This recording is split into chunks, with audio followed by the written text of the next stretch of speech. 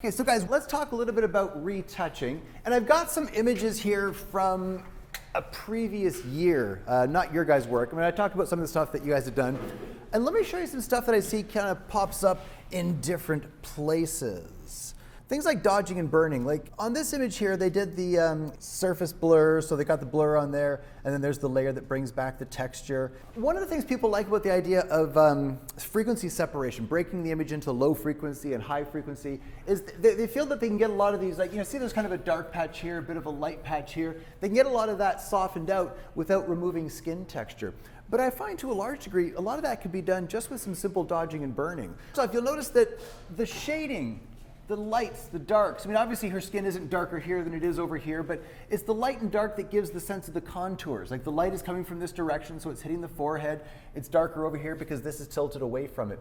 And then we get like a light area in here, which kind of suggests that the skin is sort of tilted towards. And then a dark patch over here suggesting that it's tilted away. And that gives a certain waviness to the skin. With the frequency separation, yes, you could go into the low frequency and you could, lighten this part here up and darken that part down without affecting the skin texture. But what if you just made a new transparent layer, popped it into soft light blending mode, took a paintbrush at a really low opacity, like here's like 10% or so, maybe even like 5%, and just kind of darkened down the dark areas. Darkened down the light areas, lightened up the dark areas, and kind of softened things out that way. You can get a fair amount of stuff done. Down here we've got a bit of a dark spot, so grab some white paint, paint it over top, you can lighten that up. And if you do it before and after, it can have a pretty big impact with very little work. And it's much the same effect as you would have gotten with frequency separation. So there's a before and there's an after. So you can see around the chin, around the mouth, around the forehead, kind of the little bumpy areas have been softened out. And to a larger degree, same sort of thing on this image here. There's the softening that they did, there's the bringing the skin texture back. And a lot of the larger lines still kind of remain, just from bumps, veins, muscles under the skin. Again, a little bit of dodging and burning, soft light blending mode, and it's just a layer that we've painted on with black and white, just kind of calm those bumps out. Oftentimes you'll find on the back of hands where there's like veins and stuff, you'll get those little shadows across the back. A little bit of dodging and burning, you can just kind of soften those areas right out. Always remember to remove the blemishes before you start, like things like the dents up here, the little blemishes around there, the kind of things that should be removed. Otherwise, they end up kind of getting blurred right into the finished image. Also with the dodging and burning, notice a little bit of darkening on the side, a little bit of darkening around the hairline up there. I often find helps kind of frame the face a little bit. And if you look at the eyes, look at what was done in there. When you're shooting outdoors, if it's a bit overcast, if you're shooting in a white studio, a lot of times the light reflecting off the walls or the light coming in from the sky can kind of gray out a little bit the pupil there. Notice how the pupil isn't pure black, it's got kind of a grayish sort of tone to it. With a soft light dodge and burn layer, a little bit of black paint, you can kind of darken down the pupil there. And you'll notice just some black to darken it, a little bit of white around here, and even a little speck of white where I just kind of threw that on to kind of show that you can lighten up the catch light a little bit more. You guys know about catch lights in eyes, right? Just a reflection of the light source and kind of helps give it that little bit of spark, that little bit of life in there. So he's got a catch light there, got a catch light there, and even a little bit of lightening on the colored part of the eye, the iris. I find if you do some lightening, often directly across from the light source, the reflection of the light, do a little bit of lightening right across from it, kind of helps give a bit of a waterier, deeper sort of look to the eye there. So it just kind of helps brighten things up a little bit. And a little bit of work on the eyebrows, things like that. So dodging and burning can go a long way towards smoothing things out. When you work with a low opacity, you can do multiple passes to bring it up. So if I took a paintbrush, black paint, maybe like 10% or so, and just do a clickety click, click, click, a few clicks, and down it goes. Hit X on the keyboard, a little bit of clicking around here to lighten up in that area. And there's a before and an after. Makes a good difference. If you zoom out, there's before, there's after.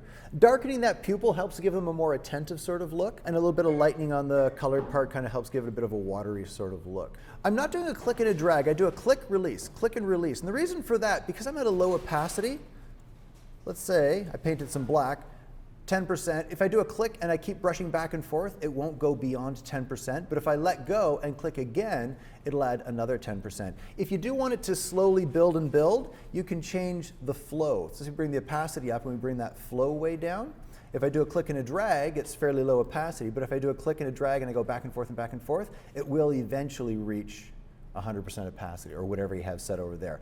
I myself prefer having a known opacity, so I can do multiple passes if I need to. So say 10%, click and a drag. I know I've got 10% nice and evenly. If you're trying to like lighten up teeth or kind of lighten up in the eyes or something, and you got the flow set up, you can accidentally lighten an area a bit more than other areas, and you get this kind of blotchy sort of look to it. So by knowing that it's 10% wherever I go, I can just, bam, hit that 10% and be done with it. With flow, if I went over this part twice, it might get like 20% in there. Okay, ignore the forehead. Let me just throw that away. There we go. Other images.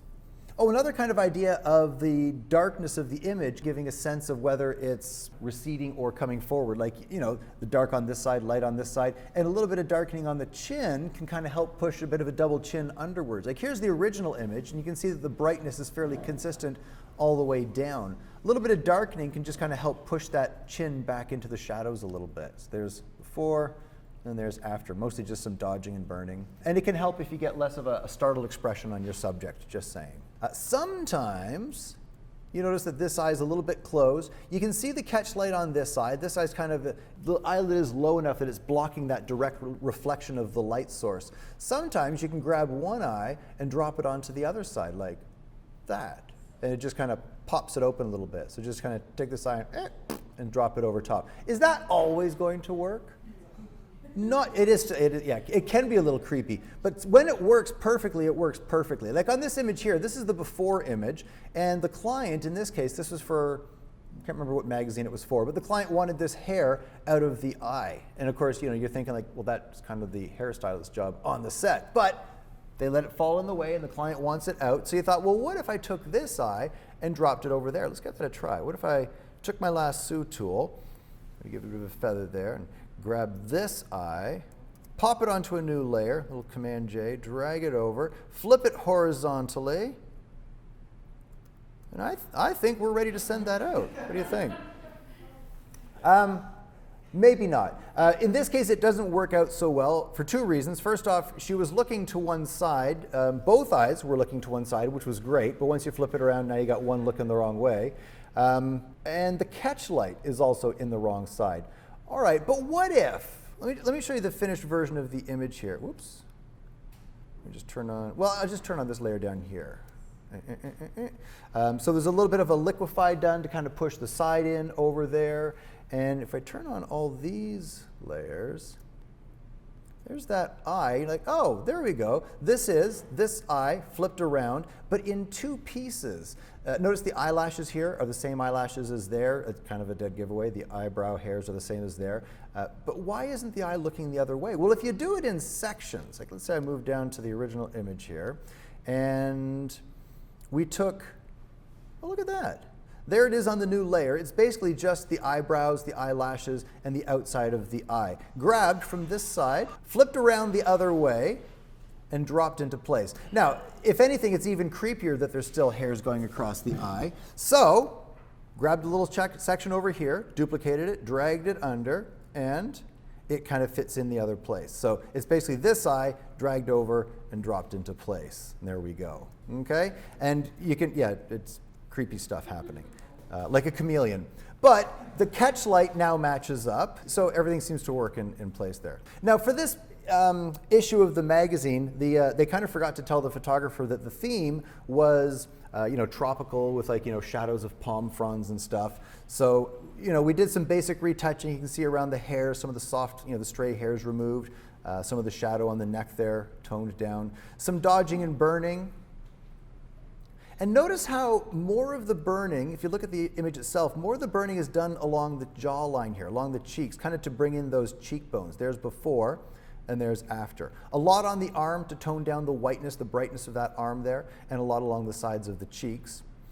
A little bit of hue and saturation to pull the intensity of the color down in the background there, a little bit of lightening just in that bottom corner. And both of these, like the hue and saturation and that levels, used a layer mask to change where they affect. And you'll notice some fairly careful masking around the hair.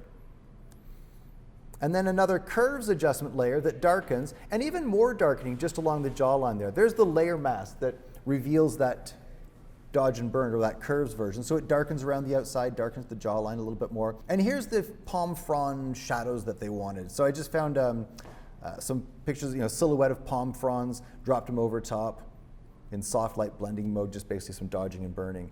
And then a little bit more color shifting on the background layer there. But the main thing here was that eye. Don't be afraid if you think you can do it and one of the eyes is a little bit more closed than the others, grab it from one side, see if you can switch it over. If you don't have to flip it, great. If you do, just make sure that they're both looking in the same direction. Last thing before we talk about blur is, actually, it's still blur. Motion blur in this image. If you were printing this like 4x6, you would probably be fine. But if you zoom in there, you can see that there's a little bit of a kind of a horizontal smearing sort of effect across it. This would suggest camera movement, that the camera itself moved. All right, what could we do about that? Well, we've looked at various ways of sharpening images. And what does sharpening do to an image? Does it actually make the image sharper? No, it adds contrast to edges. So it looks for edges in the image, and it adds a little bit of contrast to them. So if we do a before and after, you can see that the dark side of an edge, let's say we look at the highlight here, the outside, which is the dark side, gets a little bit darker, and the inside of the edge, which was lighter, gets a little bit lighter. So it basically just adds contrast to the edge. Now, with a little bit of motion blur on there, well, if we go under Filter, Sharpen, there's unsharp mask, there's, sharpen edges, and sharpen more. Don't worry about any, of those because they're all useless. We don't know how much it's applying. We don't know it was doing more than sharpen, but what was sharpen doing? But these ones, shake reduction and smart sharpen. Let's talk about these guys. If we jump down to the smart sharpen here, there's a few options. Now, it might take a while to do a preview. We got it set to preview, and when you're doing some of these filters, you might find that it takes a long time to get a preview, and you might hear the fan on your computer turn on as it tries to keep itself cool in there.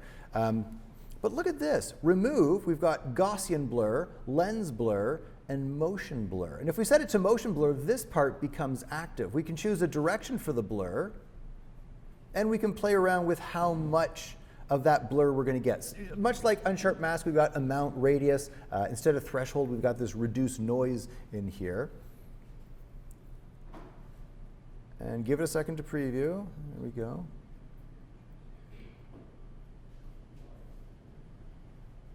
There.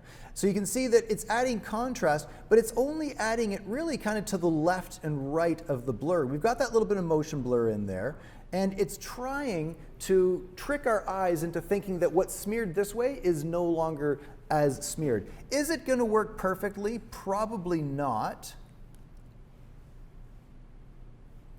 But if you've got just a little bit of motion blur, sometimes it can kind of help give a sense that it's not quite as blurry as it was originally.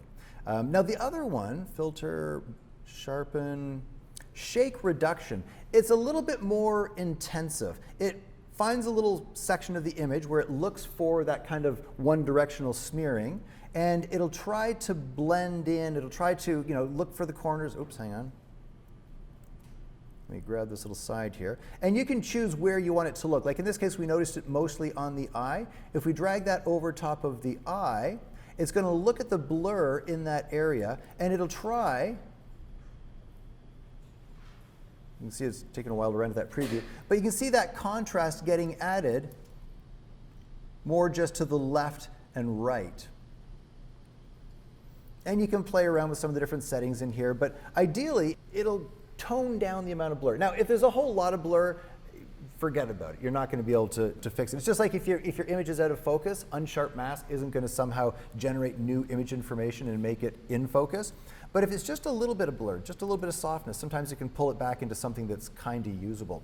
And you can tell it to look at other regions as well. If I do a click and a drag and put another one over the other eye, now it's got two little areas that it's looking at, and it'll try to average between the two. And hopefully it'll come up with something that's relatively convincing. Your best bet, however, is to simply use a high enough shutter speed or hold your camera steady enough that you don't get that motion blur in the first place. Now, in the Smart Blur, there was a couple other options that were in there. There's the Smart Sharpen. If we go into the Smart Sharpen here, there was shadows, highlights. So if you found that the dark side of the edge was getting a little bit too dark, you could fade how much it applies to the shadows in there. But there's also something in here, Gaussian blur and lens blur. Anybody know what the difference is between Gaussian and lens blur? Well, today you're going to find out, because we're going to take a look at some of the blur options that are available in Photoshop and the various ways that they can be used to enhance an image. And you're like, blur to enhance an image? But you know how much money I spent on my whatever megapixel camera and my really sharp, really expensive lenses? Is blur a bad thing in a photograph?